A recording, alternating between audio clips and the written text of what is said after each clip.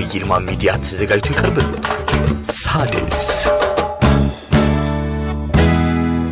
ተመልሰናል አይደለ? መንፈሳዊ ሰው የሆነው ሳድስ ላይ ነው። ሳድስ ለመንፈሳዊም ለአካላዊ ማንነታችን የሚያነቁ የእውቀት ማዕዶችን እንግዲህ አጣምሮ ያጋራ ይገኛል። ይቺ ዓለም የምስጢራት ሀገር ናት። ዓለም ወራሱ የሁለት ዓለም ነው። የግራና የቀኙ ዓለም ምስጢራት የሚገለጥባት ናት። ስለዚህ በዓለማችን ላይ የሚደረጉ ፖለቲካዎች በተቀላላ ከሁለቱ ነገሮች አንፃር ካልተፈተሸ አደጋ አለው። መታየት አለበት ከመንፈሳዊ ዓለምና ከሚጨበጠው ዓለም ማለት ነው። ለምሳሌ አሁን ያለው በዩክሬንና በሩሲያ መካከል ያለው ጦርነት ሰው ፍጥጥ ብሎ የሚያየው ፖለቲካውን ነው። በጣም የሚገርም አሁን ቀጥሎ ነገ ወይ ከነገ ወዲያ የሚለቅላቸው አንድ ትምህርት አለ፣ ቪዲዮ አለ። የሚገርም ምስጢር ነው እዛ ውስጥ ያለው ማለት መንፈሳዊ ነገሩን የሚገርም ትንታኔ ይሰጣል። ቀጥሎ ያሉ የዓለማችን የሚሰጉ አሁን ስለ ቻይና ባህር ወደ በኋላ ከይስና ቀርቦ ቤተሰቦቻችን ግልጽ ይሆንላቸዋል። የሚገርመው እነዚህ ምስጢራትን በመረዳት ቀጥሎ ያሉ ዓለማት እቅዳቸው ምን እንደሆነ በማወቅ እያንዳንዱ ነገር በጥንቃቄ ልጆቻችን ላይ በአምሯችን ላይ ጭምር መስራት እንዳለብን ያ ማስተዋል አለብን። እኔ ማስታወስ ዛሬ 2015 አካባቢ ዛሬ ኦልሞስት 9 ዓመት አካባቢ ነው የሚሆነው ማለት ነው።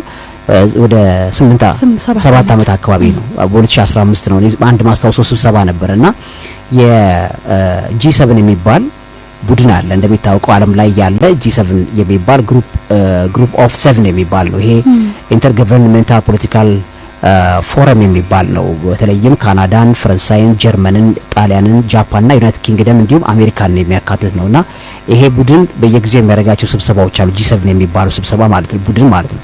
ይሄ ቡድን በሚገርምሽ 2015 ላይ ፑቲንን ስብሰባ ላይ አልጠራቸውም ማለት ይጋበዙ ሌሎች የሻይ ቡና የሚባል ፕሮግራም ነበር እና በዛ ፕሮግራም ላይ አስታውሳለሁ ፑቲን አልጠራቸውም ነበር። በዛ ሰዓት ላይ በጳጳስ በአቡነ በካቶሊካዊት ቤተክርስቲያን ጳጳሱ በፍራንሲስ በአባ ፍራንሲስና በፑቲን መካከል አለመግባባቶች ነበሩ። ምክንያቱ ምንድነው የሚለው ነገር ይዛግዝ ሳጠና አሁን ያለው ነገር ብዙ የገባኝ ነገር አለ። ስለዚህ አጠቃላይ ውስጥ ከዚህና ወጃ በኋላ እቺን መግቢያ አድርገን ወደ ሌሎች ፕሮግራሞች እንሄዳለን። ስለዚህ የዚህን ዓለም ጥበብ ለማወቅ ያኛውን ዓለም ጥበብ መመርመር ግዴታ ይለናል ማለት ነው። በአብይ ይልማ ሚዲያ ተዘጋጅቶ ይቀርብልዎታል። ሳድስ ተመልሰን ተገናኝተናል። አሁንም ያላችሁት መንፈሳዊ ሰው በሆነው ሳድስ ላይ ተወራ የነበረው ነገር እጅግ ሳቢና አጓጊም ነበረ። በግሩፕ እሱ ላይ በነበረ ወይ ደግሞ የሻይ ቡና ብላ በገለጽከው ስብሰባ ላይ የፑቲን አለመገኘት አሁን ላይ ላለው ነገርም የሆነ አንድምታ እንዳለው ገልጽ ነበርና አጓግቶኝ ስለነበረ ወደሱ ሐሳብ ሄደን ወደ እውቀት ማዕዶቻችን ደግሞ እንሻገራለን። ቆንጆ ነው። ይሄ G7 የሚባለው የግሩፕ 7 ወይም ደግሞ ግሩፕ ኦፍ 7 የሚባለው የሰባት ሀገራት ቅድም እንዳልኩሽ የነ ካናዳ፣ ፈረንሳይ፣ ጀርመን፣ ጣሊያን፣ ጃፓን፣ ዩናይትድ ኪንግደምና አሜሪካ ናቸው። እነዚህ ሰዎች ሀገራት በዓለም ላይ ያለውን ኢኮኖሚ በከፍተኛ ሁኔታ የያዙት ናቸው። ግሩፕ አድርገው ነው የሰሩት። እዚህ ግሩፕ ውስጥ በአጠቃላይ የዓለምን 418 ትሪሊየን ዶላር ያክል ሀብት የያዙት እነዚህ ናቸው። ከፍተኛ ገንዘብ አለውና የዚህ ቡድን መሰባሰብ ዋነኛው ዓላማው ሊበራል ዲሞክራሲ የሚሏቸው አሁን የመጨረሻው የሚባለውን ጋጠወጥ ዲሞክራሲ እኛ ጋጠወጥ ዲሞክራሲ ነው የምንለው። ይሄን ጋጠወጥ ዲሞክራሲ ለመመስረት በጣም የሚገርም አይነት ፈንድና በጀት መድበው የሚሰሩ አካላት ናቸው። ይሄ እንግዲህ በብዙ መልኩ ስናይ ኢትዮጵያን ድረስ ኢምፕሊኬሽን አለው፣ አንድምታ አለው። ያንን መሰረት አድርገው በየጊዜው የሚያሰባስቧቸው ስብሰባዎች አሉ፣ የሚጠሯቸው ስብሰባዎች አሉ። በሻይ ቡናቸው ላይ ደግሞ ሌሎች ሀገራትን ይጋብዛሉ እና በጣም ማስታወሰው የዛን ጊዜ በ2015 ጁን 7 እና 8 የተደረገ ስብሰባ ነውና በዛ ላይ ፑቲንን አጋብዟቸው ሌሎች ሰዎችን ጋብዘው ነበረ። በወቅቱ ደግሞ በፑቲንና በጳጳስ ፍራንሲስ መካከል አለመስማማት ነበረ። ለምንድን ነው የሚለውን ነገር እጠይቅ ነበርና በጣም የሚገርመው ይሄ ጦርነት የዛ ሁሉ አንድምታ ውጤት እንዳለው እሱም ብቻ አይደለም እስከ ኢትዮጵያ ድረስ ያለውን አንድምታ ሁሉ አንድ ቀጣይ ያዘጋጀው ፕሮግራም አለ ብለናል። እሱን ለቤተሰቦቻችን ቀጣይ ቀን ላይ ስንለቅላቸው ይከታተሉት። ምክንያቱም እንደዚህ አይነት ነገሮችን መከታተል የዚህን ዘመን እውቀት እና የጠለቀውን ውስጥ ያለው ሲክሬት ሰዎች እንዲረዱ ያደርጋቸው እና በዚህ በ2015 በነበረው ስብሰባ ላይ እነዚህ የጂ7 የቡድን መሪዎች የተሰበሰቡበት የቡና ጠጡ ፕሮግራም እንግዲህ ከአቦል እስከ በረካ ነው ይባላል። እስከ 3ቱም ድረስ ጠጥተዋል፣ ተጫውተዋል፣ ምን ብለው ብዙ ነገር አውርተዋል። በጀርመኗ ባቫሪያ የምትባለው ከተማ ውስጥ ነበረ የተካሄደው። እቺ ባቫሪያ የምትባለው የጀርመን ከተማ በተለይ ለኢሉሚናቲ የሚባለው ማህበር መመስረቻ በጣም ወሳኝ የምትባል ስፍራ ናት እና ብዙዎቹም ደግሞ ባቫሪያን ኢሉሚናቲ የሚባል ስያሜ ወደ እስኪሰጣቸው ድረስ ያሉባት ናት እና በየጊዜው የሚያደርጉት በጣም ሲክሬት ስብሰባ አላቸው። እነዚህ መሪዎች እንግዲህ የሚስጥረኛው ቡድን አባላት የሆኑ መሪዎች ሁሉ የተካተቱበት እንደሆነ ይታወቃል። በወቅቱ ባራክ ኦባማ ነበሩ። ቁንጮ የዚህ የ666 አቀንቃኝ የሆኑ ሰው ናቸው። አውሮፓ ህብረት መሪዎች ለጆን ክላውዴ ጀንከር የሚባሉት እና ዶናልድ ደስክ የሚባሉት ሰው በዋናነት ስብሰባውን የመሩ ሰዎች ናቸውና ሲወያዩም የነበሩት ርዕሰ ጉዳዮች ነበሯቸው፣ ጠቃሚ መስራብ ርዕሰ ጉዳዮቹ። ከዚህ ግን ተጋባዥ ሆነው የሄዱ አገራት ሁሉና ሰዎችም ነበሩ። ከዓለም 7 ሀገሮች 6ቱ ከአፍሪካ ነው የተጋበዙት። ከ7 ከዓለም በላይ ከተጋበዙት 7 ሀገራት 6ቱ ከአፍሪካ ነው የተጋበዙት። ግን ሁሉ ጊዜ በጣም ፓወር ላይ የነበሩ ሀገራትን ይጋብዛሉ። ፑቲንን ሆን ብለው ከስብሰባው እንዳይጋበዙ አድርገናል ብለው ይፋ ማድረጋቸው አነጋጋሪ የሚያደርገው ማለት ቢታወስ ነው። ከ7ቱ ሀገራት 6ቱ ኢትዮጵያ አፍሪካ ነው ብለናል። በሚገርም ሁኔታ በአንደኛ ደረጃ ላይ ተጋብዛ የነበረችው ኢትዮጵያ ሀገራችን ናት። የዛን ጊዜ የሀገራችን ጠቅላይ ሚኒስትር የነበሩት ጠቅላይ ሚኒስትር ኃይለማርያም ደሳለኝ ነበሩ።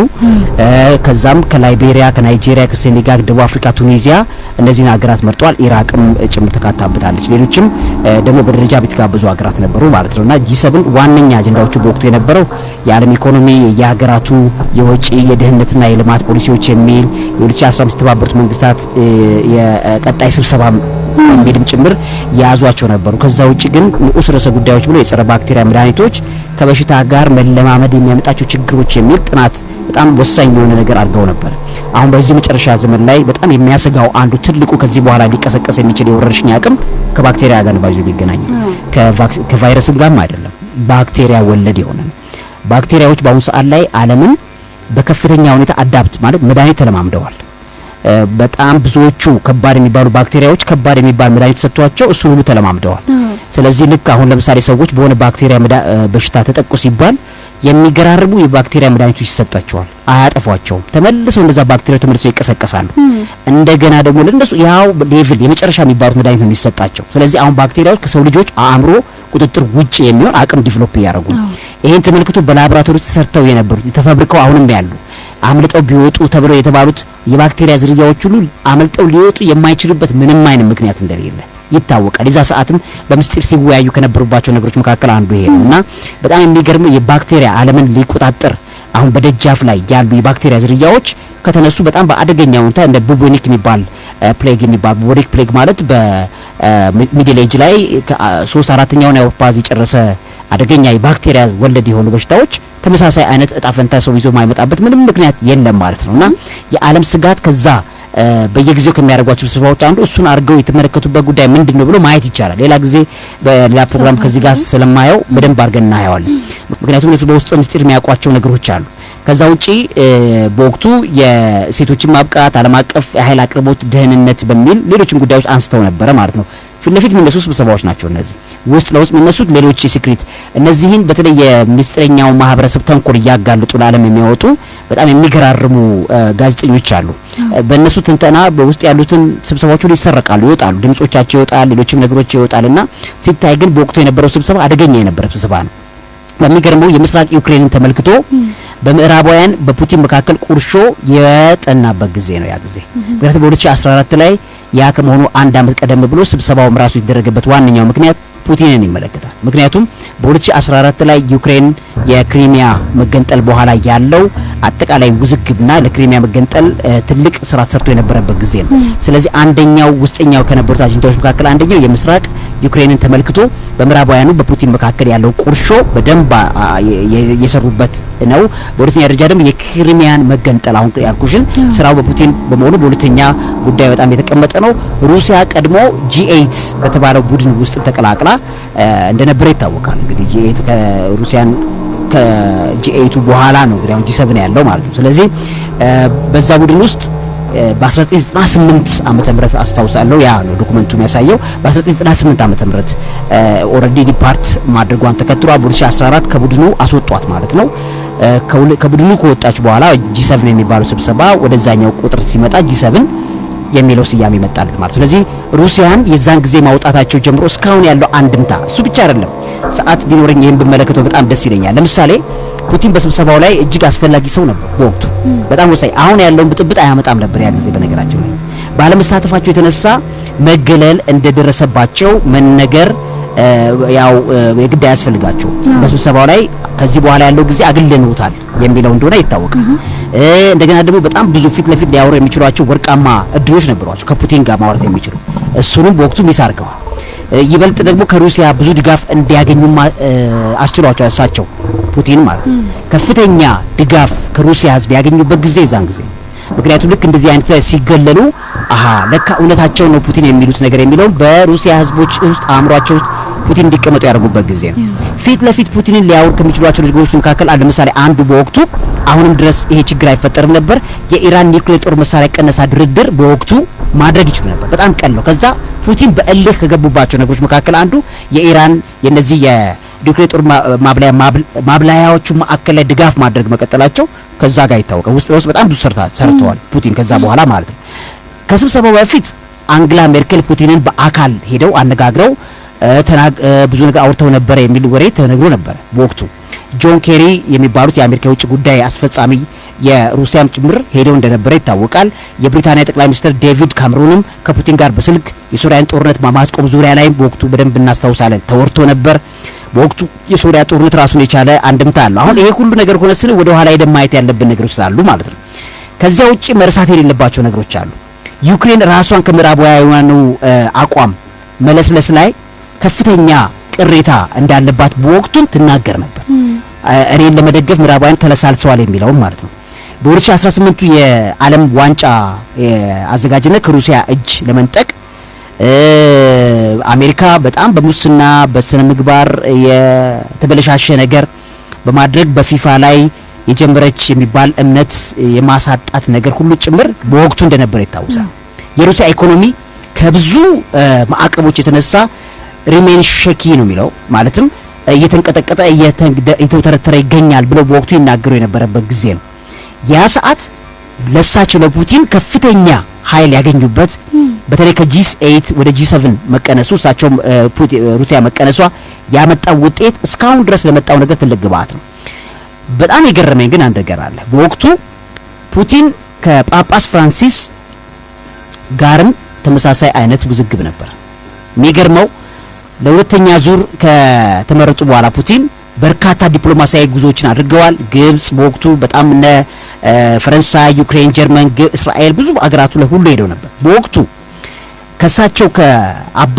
ፍራንሲስ ጋር ከጳጳስ ፍራንሲስ ጋር የነበራቸው ከሳቸው የሚያገኙት ትችት ተመልክቶ እሳቸው ሞር ለሌላ የእምነት ጦርነት በር እንዲከፍት ያደረገ ነገር እንዳለ የሚያሳየው ነገር ከነዚህ አገራት ሄደው ኮንታክት ያደርጓቸውን አገራት ጀርባው ማጥናት ብቻ ይበቃል ያደረጓቸውን ግንኙነቶች ፑቲን ሄደው ከጳጳስ ፍራንሲስ ጋር ላለመስማማት በወቅቱ የነበረውን አለመግባባት በምን መልኩ ክሊር ለማድረግ የሄዱበት ርቀት የጂ7 ስብሰባ አሁን ድረስ ያለው በተለይ ነው ከሃይማኖት ጦርነት ጋር ተያይዞ ያለው ውስጥ ለውስጥ እየሰራ ያለው ነገር የተጸነሰው የዛ ሰዓት ላይ ስለዚህ አሁን ላይ ያለው ነገር ሰው ልጅ ማጥናት ከፈለገ የዛ ሰዓት ላይ ያለው ነገር ያጠናል አሁን ላይ ያለው ጦርነት ዴሊብሬትሊ ሆን ተብሎ ዲዛይን ተደርጎ ጊዜውን ጠብቆ የተወለደ ይሄ ነገር እንዲመጣ የተሰራበት ጊዜ ረጅም ነው ማለት ለምን ፈለጉት ለምንድነው በዩክሬንና በሩሲያ መካከል የጦርነት እንዲኖር የተፈለገው የሚለውን በቪዲዮ በታገዘ በዚህ የሃይማኖት ግጭትና ጦርነት በጣም ባክግራውንዱን የሚያሳይ ፕሮግራም ነው በጣም የሚገርም ፕሮግራም ነው እሱም ፕሮግራም ቤተሰቦቻችን ከቻሉ ነገ ወይ ከነገ ወዲያ እንለቀዋለን ቢከታተሉት ምክንያቱም እንደዚህ አይነት ነገሮችን ሲከታተሉ የሚገኘው ዕውቀት ዓለምን በምስጢረኛው ዓለም ላይ ያለው ነገር መረዳት የሚባለው ነገር ነው ያለ ከላይ ያለው ባንዲራ አይደለም ትክክለኛ ከውስጥ ያለው ነገር ለምሳሌ የአንዲት ሀገር ባንዲራ ከላይ ሊውለበለብ ይችላል ተውለበለበ ማለት ሀገሪቱ አንድ ሆነች ማለት አይደለም የአንድነት ስሜት ባንዲራ ስለተውለበለበ አይመጣም ልባችን ውስጥ ነው የባንዲራው መንፈስ መተከል ያለበት ለዚህ ነው የኢትዮጵያ ባንዲራን ተመልክቶ ለምሳሌ በእያንዳንዱ ሰው አእምሮ ላይ መሰራት ያለበት ምክንያቱ ሰዎች በልባቸው ውስጥ ባንዲራን ካውለበለቡት ቢዳሪ ሲብለበለብ ከነጌጡ ከነማማሩ ነው ለከፊት ለፊት ያለውን ሰዎች የተበለበለበ ነገር በማየት ዓለምን መተርጎም አይቻልም በውስጥ ለውስጥ ያለውን የልብ ውስጥ የነበረውን ያለውን ሐሳብ ማጥናት ያስፈልጋል በዚህ ተነሳ የፕሮግራም በጣም በጥልቀት በዚህ ዙሪያ ላይ ያሳያቸዋል ለመግቢያ ያክል ግን ወይም ደግሞ ለመረጃውን ድንገት ስለተነሳ መረጃው ሜር ስለነበረብን አላቆመም ብዬ ነው በጣም ጥሩ ነው ወጣውም ነው በጣም ደስ ይላል ቀጣይ የሆኑ ምልከታዎችንም የምናይበት ነው የሚሆነው ቤተሰቦቻችን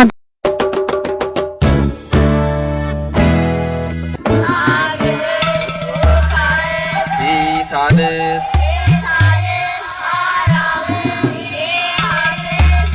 ሳድስ በአብይ ይልማ ሚዲያ ተዘጋጅቶ ይቀርብልዎታል። ሳድስ